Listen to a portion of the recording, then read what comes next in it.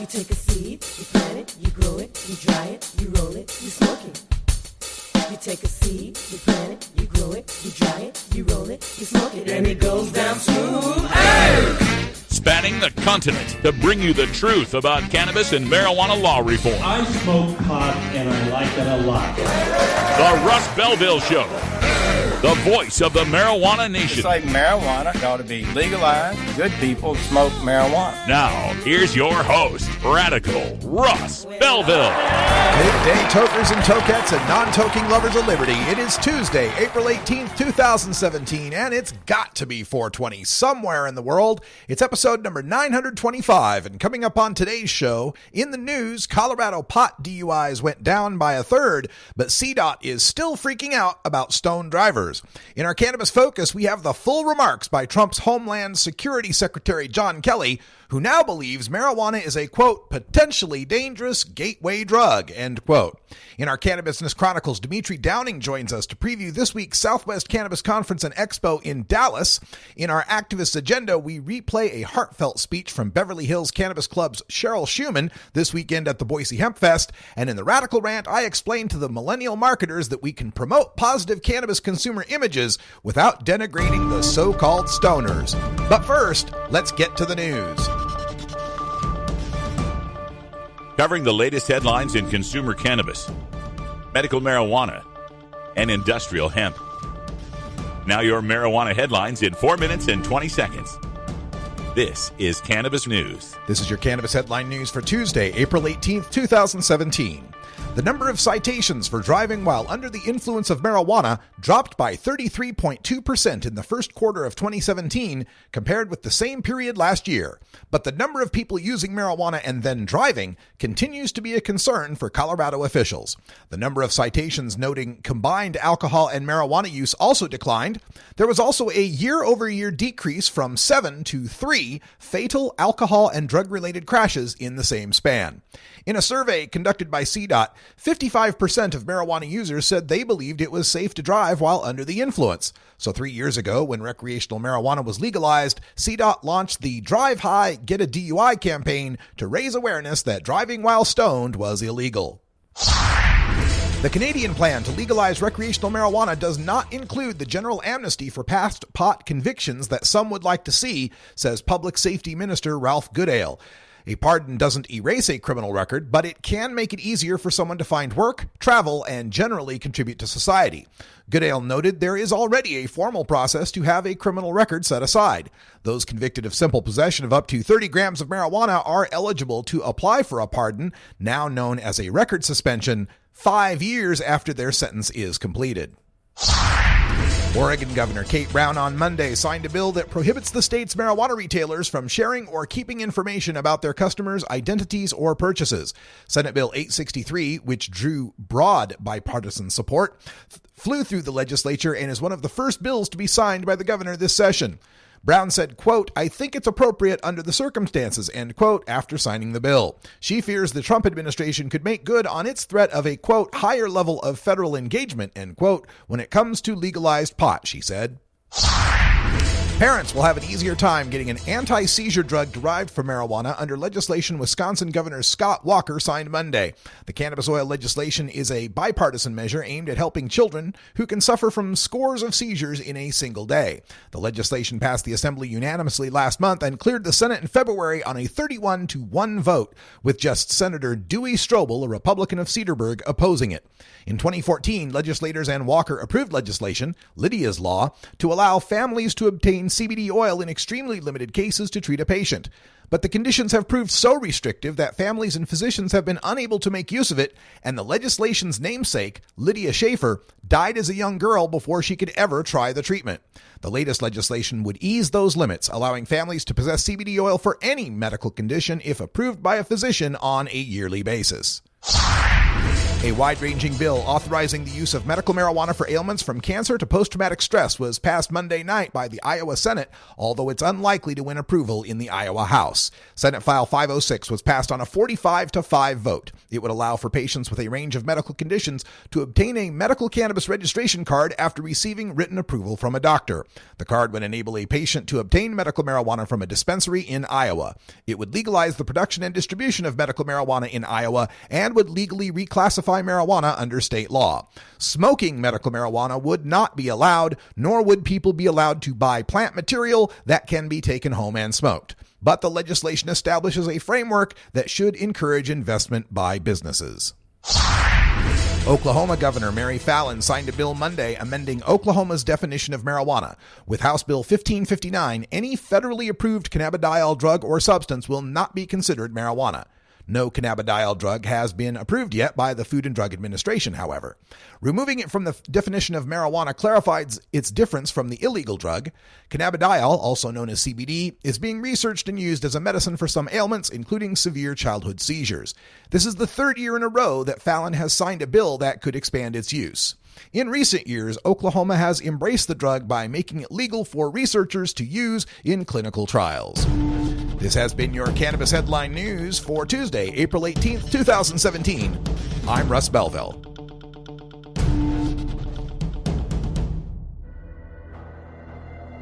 In the interest of fair and balanced journalism, the Russ Belville Show presents the anti-drug public service announcement of the day. This is a banana. This is a cat. This is fire. This is harmless and actually helpful to some people. Don't believe everything you hear. The fact is that every major health organization rejects smoked marijuana. Now that the smoke is cleared, discover truecompassion.org. This has been the Russ Belville Show's anti-drug public service announcement of the day, exclusively on RadicalRuss.com.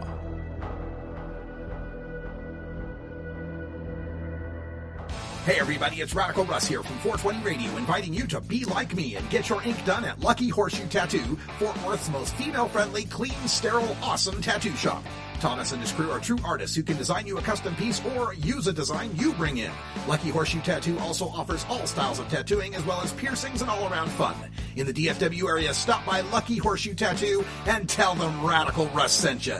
Trust me, it'll feel awesome. You're listening to the Russ Belville Show. Americans have increasingly come to the conclusion that the drug war is a failed policy. You can find Radical Russ online everywhere. It's time for cannabis facts about Alzheimer's from Robert Platshorn's thesilvertour.org. This message is supported by our donors and Hemp Inc., a public company poised to lead America's hemp revolution at hempinc.com. A new Florida study in the journal Molecular and Cellular Neuroscience found that cannabis promotes the growth of healthy new brain tissue. It can slow the effects of Alzheimer's and may in fact be able to halt it entirely. A long-term study by Ohio State University's Professor Gary Wenk concludes that people who regularly use marijuana get Alzheimer's at a much lower rate than others. This was Cannabis Facts from thesilvertour.org, an educational nonprofit supported by our donors and Hemp Inc., a public company poised to lead America's hemp revolution at hempinc.com. The world of cannabis is evolving at a frenetic pace. The Russ Belville Show gets behind the headlines to take a deeper look at breaking news in our Cannabis Focus. Today in Cannabis Focus, we want to take a look at the Trump administration and in particular the Secretary of the Department of Homeland Security. The man's name is General John Kelly. And a lot of people were talking about Kelly this weekend because he was on Meet the Press this Sunday and spoke with host Chuck Todd and said that marijuana, quote, was not a factor, end quote, in the drug war. His quote continued, "The drug war is focused on three things: methamphetamine, almost all produced in Mexico, heroin, virtually all produced in Mexico, and cocaine that comes up from further south, end quote.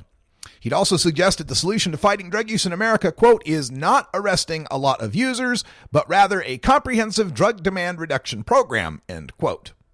So this was getting a lot of play yesterday because people in the cannabis punditry were talking about how, look, it's a more relaxed version. They're not really going to go after marijuana. Marijuana's no big deal. All that worry about Jeff Sessions and all that worry about Sean Spicer. Don't worry about it. Marijuana's not a big deal to this administration.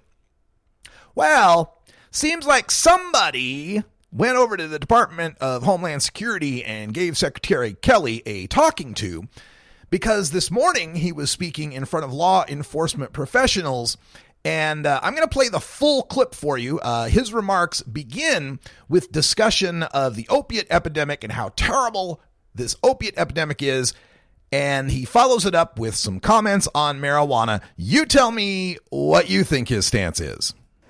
In 2015, which is the most recent data we have, there were over 52,000 deaths from these drugs in the United States caused by these drug overdoses.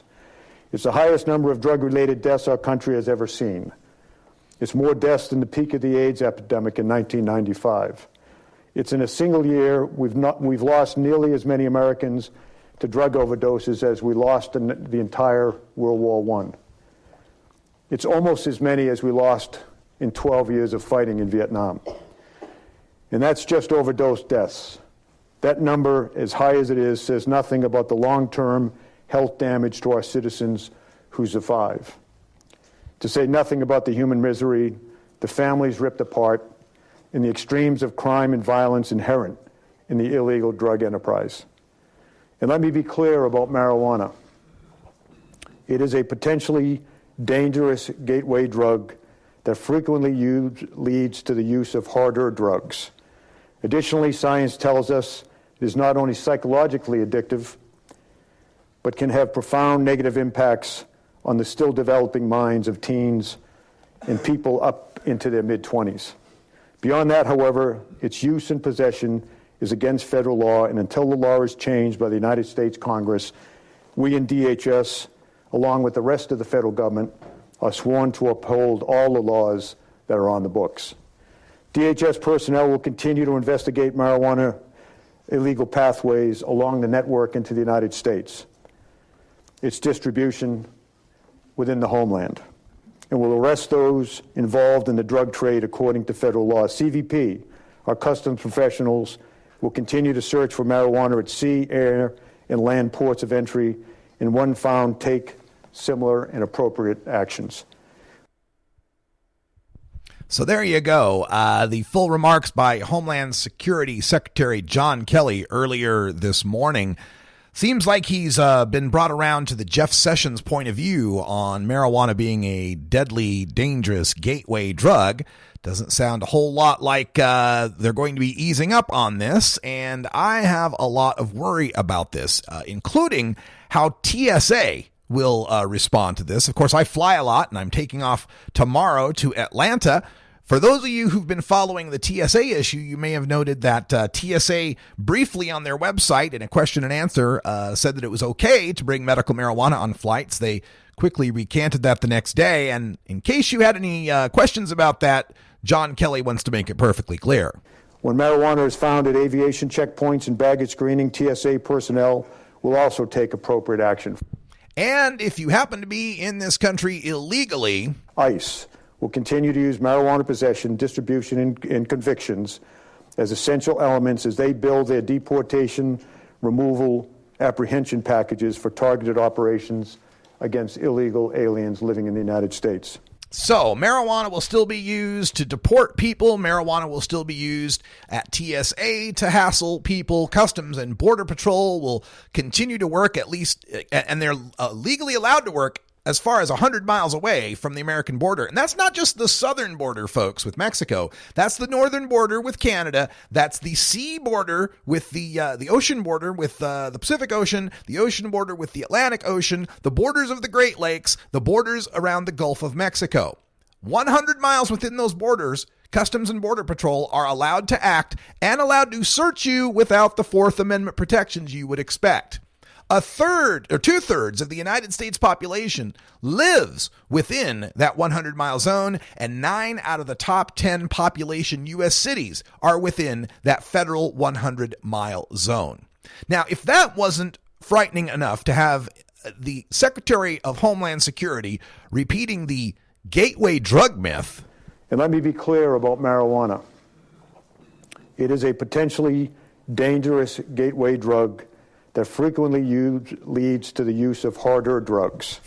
If it's frequently used, it will lead to the use of harder drugs, and that'll be devastating.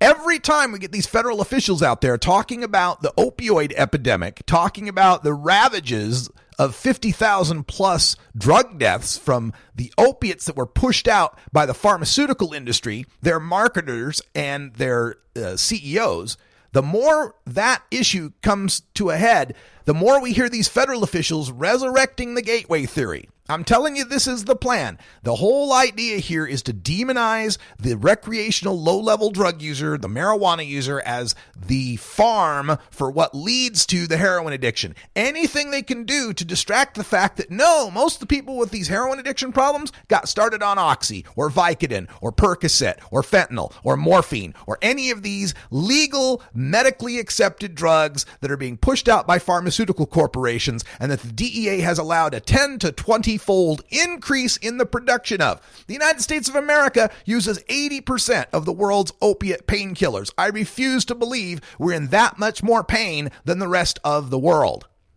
But when it comes to Homeland Security Secretary John Kelly, he also is adopting that Jeff Sessions, we've got to worship the police and give them the benefit of the doubt and treat them with more respect, and implying that the last years of the Obama, Holder, and Lynch administration with regard to Department of Justice was nothing but a nonstop 24/7 cop bashing exercise. This was John Kelly toward the conclusion of his remarks to law enforcement.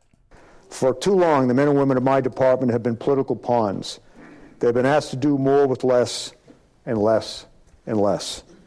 In many ways, similar to the treatment suffered by our law enforcement over the past few years, they are often ridiculed and insulted by public officials and frequently convicted in the court of public opinion on unfounded allegations testified to by street lawyers and street spokespersons. If lawmakers do not like the laws that we enforce, that we are charged to enforce, that we are sworn to enforce, then they should have the courage and the skill to change those laws. Otherwise, they should shut up and support the men and women on the front lines. My people... Thanks. My people have been discouraged from doing their jobs for nearly a decade, disabled by pointless bureaucracy and political meddling, and suffered disrespect and contempt by public officials who have no idea what it means to serve. Here's the problem with Kelly's remarks is that we're all for this idea that we should change the laws and make it so that the law enforcement officials don't have to bust people with weed. We go to the legislature time and time again to change those laws for you. And who shows up to testify against us?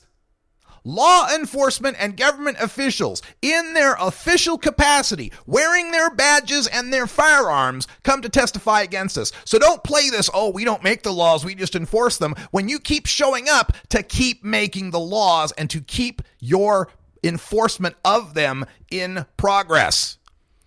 And he closed with this little gem. When you discourage, when you disable, when you unjustly criticize, in default to believing the initial reports as opposed to defaulting to believing the stories told by my professionals. When you do all of those things and show disrespect to the individual who's risking his or her life to defend the country, when you do those things, what do you expect? All of this stopped on January 20th. It stopped with President Trump and it stopped with me. My people, the men and women of this department, do a difficult and at times nearly impossible job in the service of the American people. Oh, wow. Cry me a river that you do such a terribly tough job. Weren't you the ones that signed up to do that job? Nobody forced you to have to do that job. just man up a little bit here and take a little bit of responsibility. When John Kelly says people are more likely to believe these so-called street lawyers and street representatives, let's just translate it for what he's saying. Black people with cell phones and the advocates who stand up with them. Black people with cameras who have gotten pictures of other black people being beaten and shot in the back and kicked while they're handcuffed and have all sorts of mysterious deaths for which cops are never prosecuted, very rarely prosecuted, and very rarely sent to prison. You want respect? Respect is earned, law enforcement. We interrupt this program to annoy you and make things generally irritating. Hey, I'm not anti-cop. I love law enforcement. I want law and order. I want to be secure. I want laws to be followed. But give me a break on this idea that, we just enforce the laws. You have tons of discretion, and you consistently use that discretion to go after the low-level users to steal their stuff and ruin their lives. I'm not having it. When you are starting up a medical cannabis business, you want a fired-up lawyer who understands the needs of cannabis consumers. The law office of Lauren Vasquez is your fired-up lawyer for the cannabis industry. Visit her website, fireduplawyer.com, or call 1-855-MMJ-LAWS for more information. That's 855-665-5297 for Lauren Vasquez, your fired-up lawyer, or email fireduplawyer@gmail.com. You're not high. You're listening to the Russ Belville Show. Victory over drugs is our cause, a just cause. All right. Maybe you're high, too.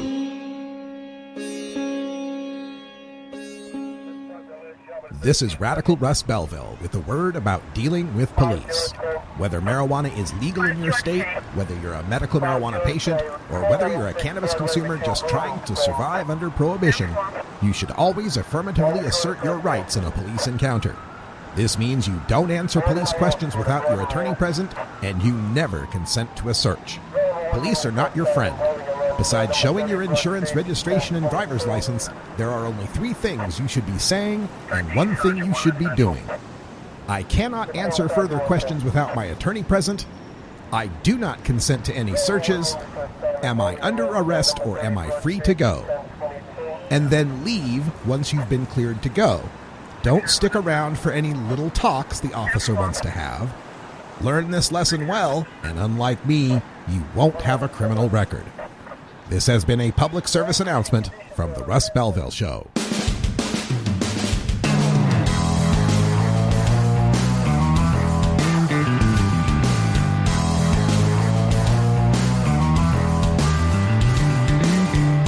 Mark Twain once said that when there's a gold rush, it's a good time to be in the pick and shovel business.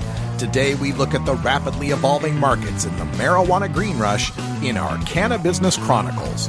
Today in the Cannabusiness Chronicles, we make our way back down to the wonderful state of Texas in Dallas, where they've got a great conference that's going on this week. It's the Southwest Cannabis Conference and Expo, and joining us to discuss it, we've got Dimitri Downing on the phone. Dimitri, welcome. How are you doing? I'm doing fantastic. How are things in Texas?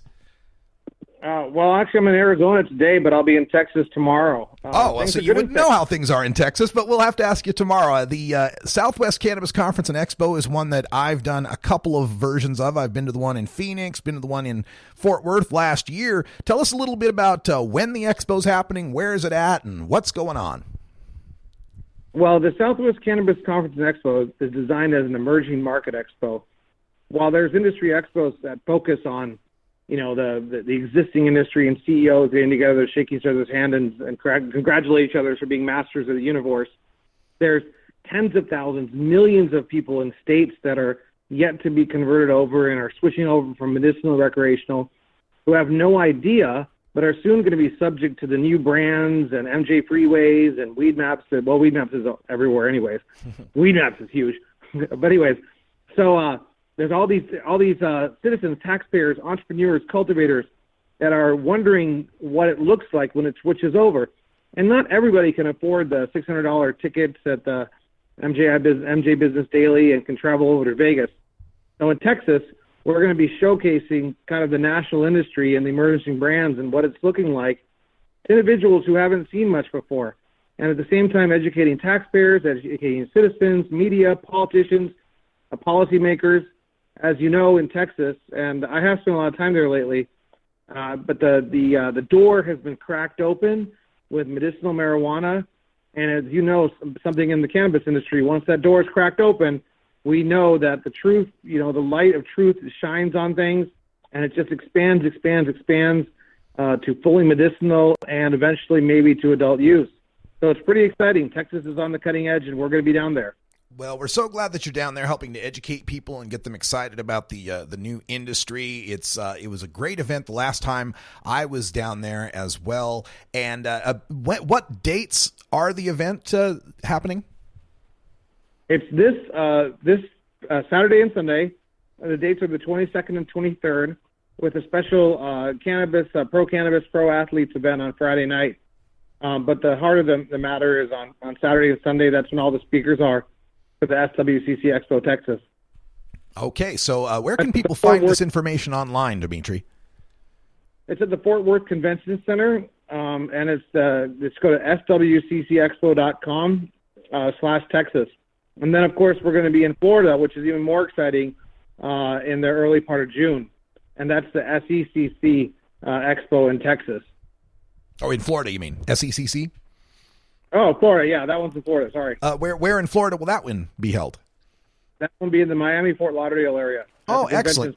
There have been a few events I've heard of in the Orlando area. Glad to hear you get down more into the south of Florida, where there's so many seniors that could benefit from medical marijuana use, at least. So SECC happening in June, SWCC happening this weekend, Saturday and Sunday at the Fort Worth Convention Center, last place I was there. Tell us about some of the speakers and panels. What are people going to be learning? Well, it's the usual. I mean, people have been to these. So Texas is obviously on the cutting edge, on the frontier. I think a lot of your listeners are more experienced cannabis industry individuals. So we have a lot of the usual speakers panels lined up to teach people about what the market looks like, what the opportunities are, what the regulatory structures are, what's happening in other parts of the country, and what to expect in their own state. So we have lots of different panels set up for educational purposes, which are going to be really valuable to the newbies in the Texas market.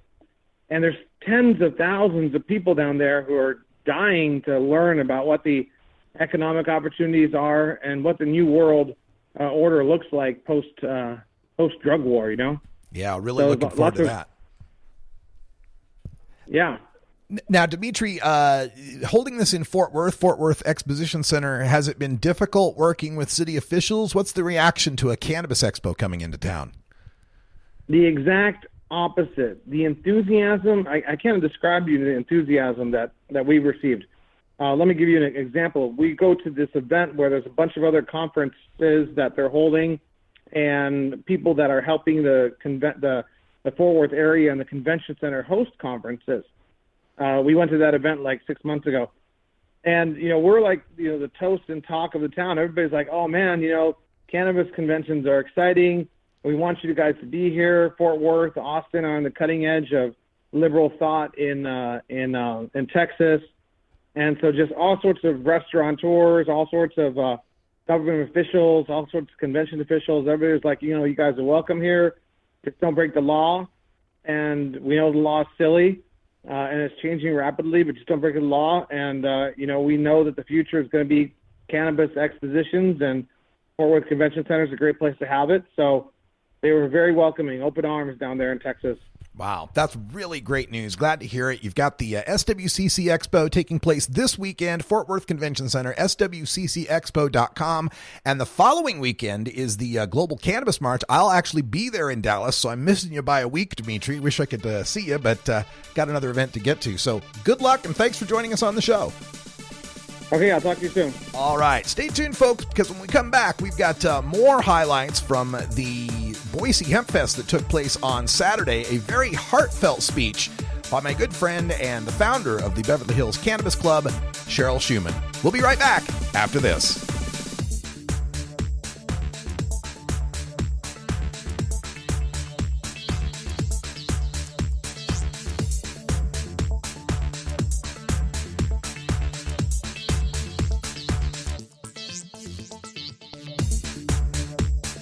This is the Russ Belville Show on CannabisRadio.com.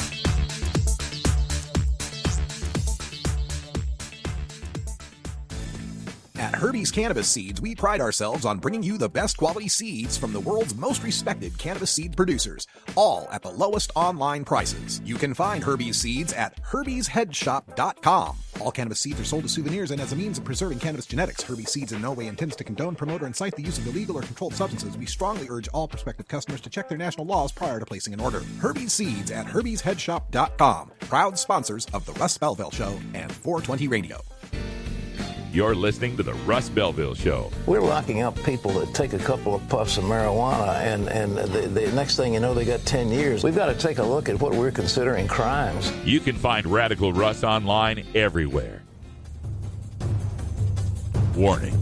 Hits taken on this show are larger than they appear. Do not try this at home.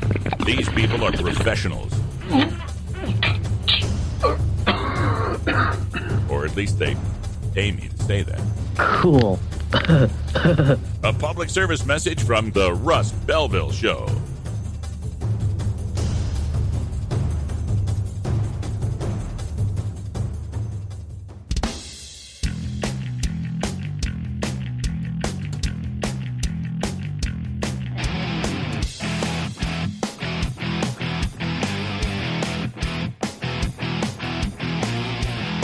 Activism begins with ACT. The Russ Belville Show features the stories of hardworking grassroots activists working for an end to prohibition in today's activist agenda.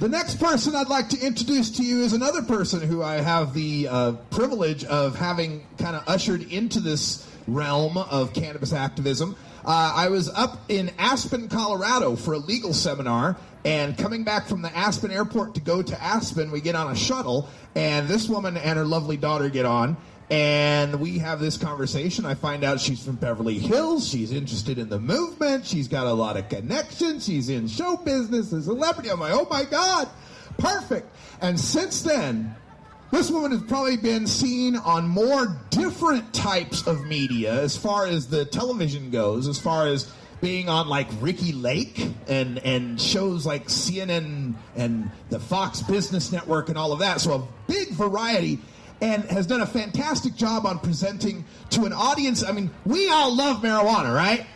We're all for it. But we got to also reach out to the most of the people out there that aren't like us. People out there that are like business people. People out there that are like in the suits and they're casting the votes and all that. We got to reach them too. And nobody's been doing a better job of that in the media than my next guest. Please welcome from California, Cheryl Schumann.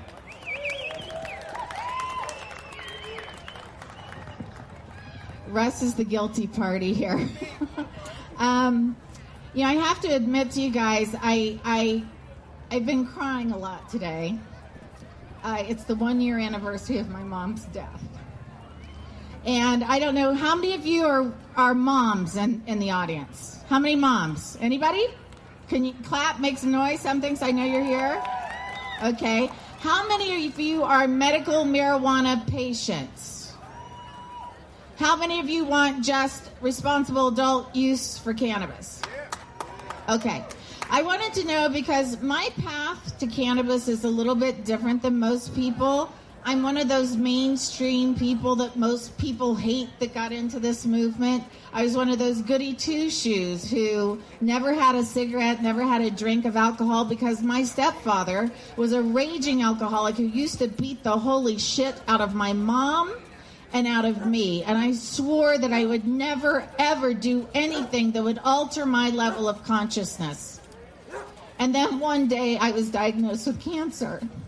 And that changed my life. I went from literally being on top of the world to being told by these Western doctors that I was going to die in probably less than 4 months. And I was in an illegal state. So I did my thing. I gathered my children. I set up a living will. And then I reunited with a friend from California that we'd gone to high school with. And right when I was getting ready to sign over for hospice, he told me about CBD plants. And this was 7 years before Dr. Sanjay Gupta or anyone had ever heard of CBD. So I decided to sign out of hospice care because I figured, you know what, if I'm going to die, I want to go out with a smile on my face. And I want to enjoy the quality of life for every single day that I had left. So for me, I got into this for a strictly medical purpose, and it saved my life. I have been alive 10 years longer than any of the Western medical doctors said I would, and I am still standing. But the sad thing was, like for other people who are living in illegal states, and that's why I'm here in Boise, Idaho, because we can't do this anymore. People are dying. My mom died because she was living in an illegal state and was too afraid to try cannabis to save her life because she was afraid that she was going to get arrested. And 1 year ago today, after me being able to help thousands of cancer patients, thousands of pediatric oncology patients all over the world, and spending time with some of the top scientists in Israel and learning through clinical trials that this does work for cancer. It does work for all kinds of cancer, brain cancer, pediatric oncology, epilepsy, Dravet syndrome, and all of these things. And I was on stage because my mom, this time last year, because we all know 420 is the big time for all of us to come out. And I support responsible adult use. I have friends who enjoy cannabis, and I think cannabis should be accepted as a glass of wine with dinner if that is what we choose. But this time last year, I got a call that my mom had fell, and they had found a small tumor cell that was totally treatable.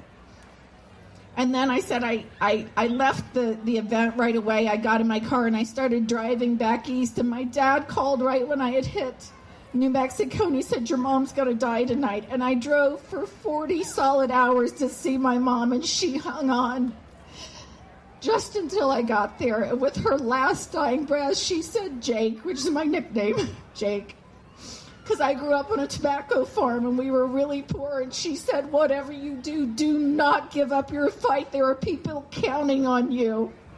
And with my mom's last dying breath, I have continued to go out there and to fight for people. And then 3 weeks after my mom's passing, I thought I was fine. Everything seemed fine. I was walking my dog and I got hit walking my dog by a hit-and-run driver. I ended up in the trauma unit for over a week. And guess what? As good as I feel, they found 4 new tumors. A mass in my right breast, a mass in my lung, masses in my colon, and 2 huge masses in my liver. But you know something? I will never be able, no one will ever be able to get a liver transplant if you're a medical cannabis patient. And why? Because it's a Schedule I drug.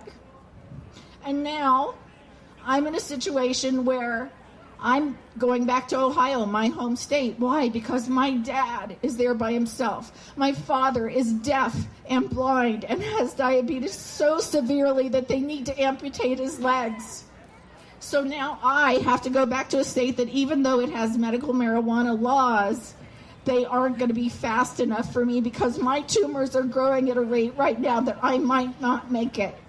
But I'm telling you something, and I hope every single one of you, if you have anyone in your life that has ever been sick and has been helped by this plant, or if you feel better at the end of the day from post-traumatic stress disorder, whether you're a veteran or whether you're a mom and you're just tired and instead of Xanax or Valium, you prefer a puff from your vape or a hit from a joint, I am fighting every single day out there for you.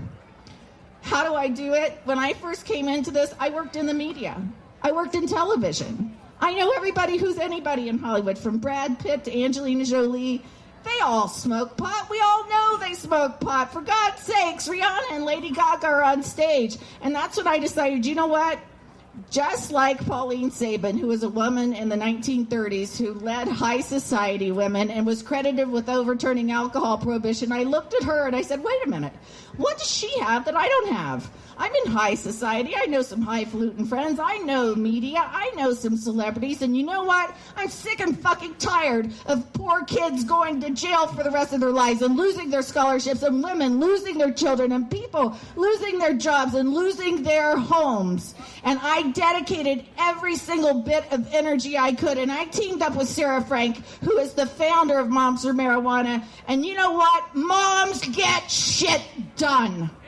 That's what we do. And when it comes to our babies and our families, do you realize that 87% of all household decisions, whether it be healthcare or food or the shopping that you do, those decisions are made by the women. And I am telling you, make no doubt about it. Russ will tell you, there was no mainstream coverage on marijuana when I started this campaign. The only time you would see marijuana on television was when they were busting somebody, or where a house would be blown up by a butane extraction gone wrong, or people getting busted. There weren't any white women from Beverly Hills with 2 kids going out there and talking about it. But you know something? It's not that I'm not that great or anything.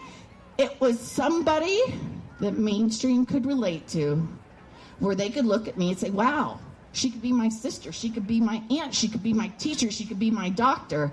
And so they started to listen. So first it was CBS, then it was Ricky Lake, and then it was the ABC, The View, 2020, etc. And Barbara Walters, when she sat me down in that chair, and I felt like I was going to wet myself because I was so nervous that Barbara Walters was going to be interviewing me, she looked at me, she said, wow, you don't look like what I thought a pothead would look like. And you know what? Every one of us are different. There are plenty of Beverly Hills housewives, I assure you, that love marijuana. And you know what? But they're not the ones going to jail. And just like our kids, where I grew up, you know, the poor kids are the one that goes to war. They're the ones that go to jail. So we have to continue fighting. So how many of you, out of the women, I'm just curious, are activists? How many of you get out the vote and get people to get involved? Anybody? Well, I want to say something. First of all, thank you for those that do. Secondly, I want you to understand the speakers that come to these things. I know that people want to party and have fun, and that's all great, and I support that, but these speakers come here on their own nickel. We pay all for our own expenses. We pay and come here to speak to you, to try to empower you to fight for yourselves. We are up against what I call a hostile government. I believe that Trump and Sessions are very dangerous for us. I am scared to death that we are going to lose the rights that we have. And we just can't. We just can't. So I pray and I hope that every single one of you here will sign the petition. Russ told me that was less than $250,000 in funding, which in the pot world is really nothing. With less than $250,000, you guys can get professional people in here that can get the signatures that you need. And you know what? You don't have to go to jail anymore. You don't have to live in the closet. And I'm telling you, there is nothing more liberating than living a life of authenticity and being proud of being a warrior on the front lines of this drug war and fighting for everybody, for their rights. And I hope that you'll continue to fight for all of us. Please sign the petition. Please stop by and thank Sarah for putting this on. Thank you so much for your time. That's Cheryl Schumann speaking at the Boise Hemp Fest on Saturday, and we wish her the best and hope everything turns out okay. I know she's been dealing with a lot of health problems, and it's always difficult trying to fight for activism at the same time you're fighting the fight for your family and your health, and, well, she's a tough lady. I know she'll get it done. All right, we're going to take a break, and when we come back, we'll have my Radical Rant, where I take on Cannabrand once again. You know, we can promote positive portrayals of marijuana consumers without having to denigrate stoners. My take when we come back.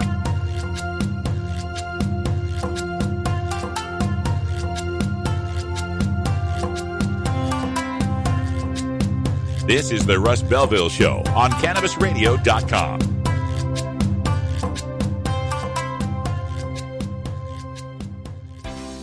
Looking for the 420 friendliest way to visit beautiful legal Potland, Oregon? I'm Lori Duckworth, inviting you to come stay with us at Delta 9 House and Studios. You get your own private room with queen bed and access to our high-speed Wi-Fi, premium entertainment system, and more. We'll even cook you breakfast. Look us up on Facebook at Delta 9 House. That's facebook.com/Delta9House. Delta 9 House is booked through Airbnb and licensed by the City of Portland. You're not high. You're listening to the Russ Belville Show. I would imagine that there's probably a gun in the school to protect from potential grizzlies. All right. Well, maybe you're high, too. This is Cannabis Facts from Robert Platshorn's thesilvertour.org, supported by our donors and Hemp Inc., poised to lead America's hemp revolution at hempinc.com. In 1937, the second most prescribed medicine, marijuana, was banned. It wasn't about marijuana. The paper, oil, and chemical industries lobbied to end hemp farming. No longer labor-intensive, an acre of hemp produced more quality paper than 4 acres of trees. Plastics and fibers could be produced from a plant. Hemp can even produce 10 times the energy of today's ethanol. As marijuana prohibition ends, many states now allow farmers to again grow hemp. This was Cannabis Facts from thesilvertour.org, an educational nonprofit supported by our donors and Hemp Inc., a public company poised to process America's hemp crop at hempinc.com.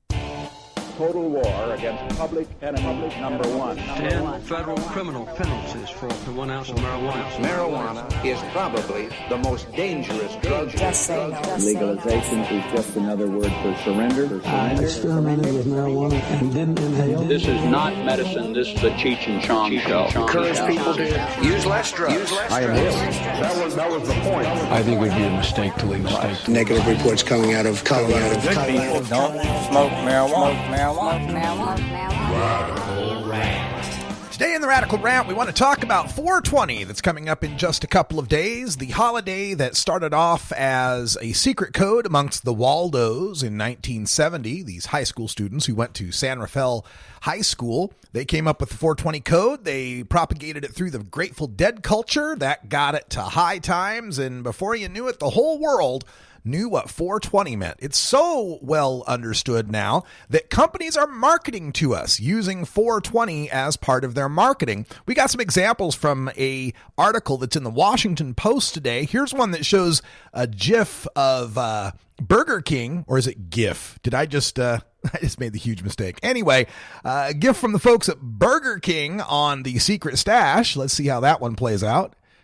There you go, your secret stash of Burger King munchies popping up, the chicken fries, I believe they are.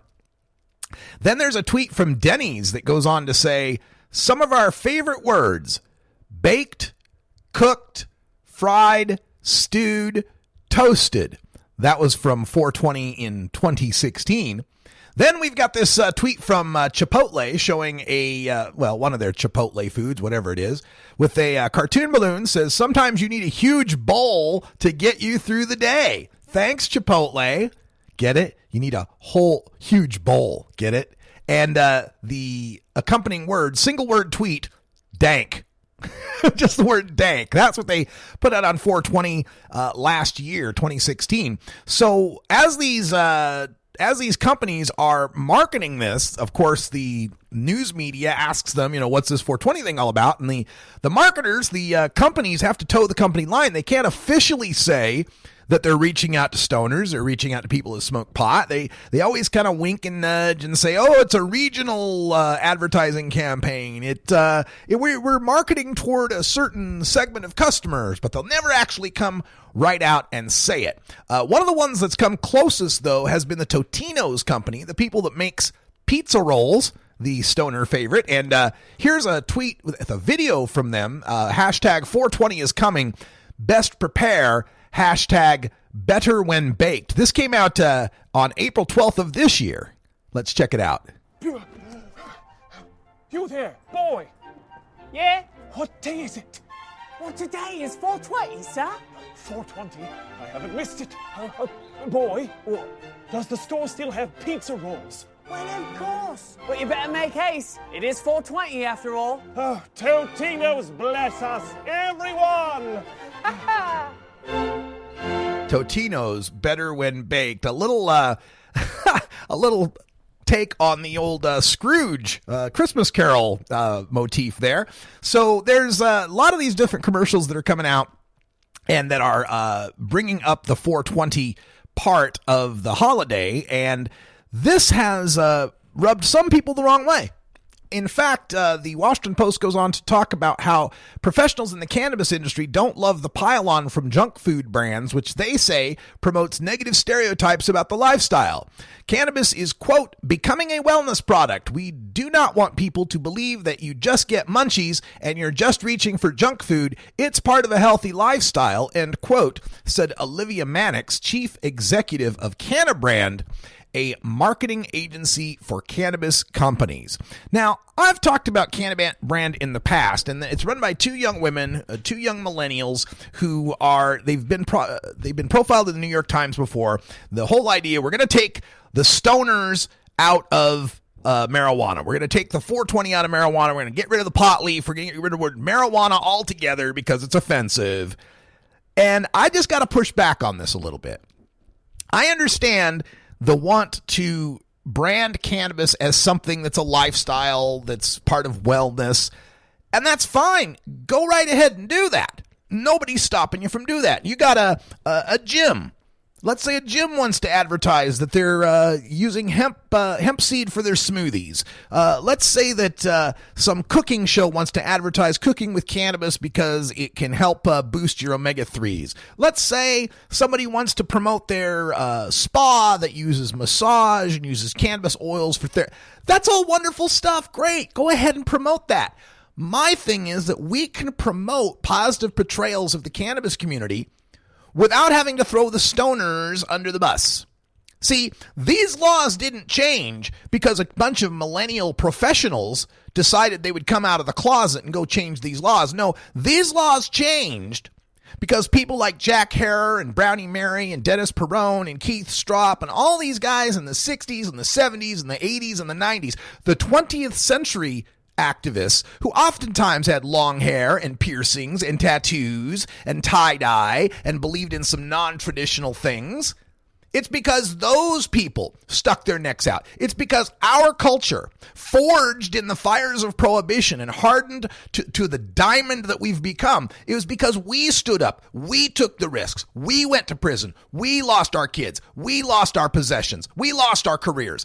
It was us standing up. So I'm not going to stand here and let the millennials come in and let the new business wave come in and say, oh, you stoners, you tie-dyes, you make us all look bad. Oh, we're all professional in all health and wellness.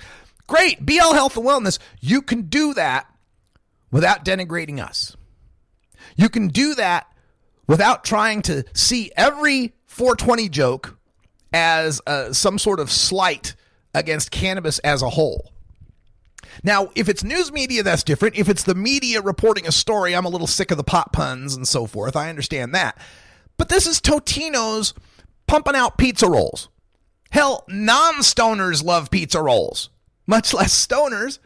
There's nothing wrong with that. And it is a verifiable, scientific, medically proven fact that THC will increase your appetite. Hell, that's part of why it became medical in the first place. One of the first medical applications was for people that were puking from chemotherapy and had no appetite. This goes all the way back to the 70s, for God's sake.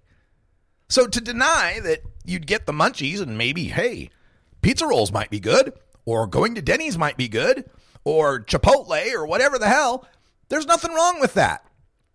The fast food customers being marketed to, this stoner demographic, this young 18 to 25, the typical stereotypical kind of thing, if they want to keep marketing like that, there are some people for whom that is going to hit. That is going to be their niche.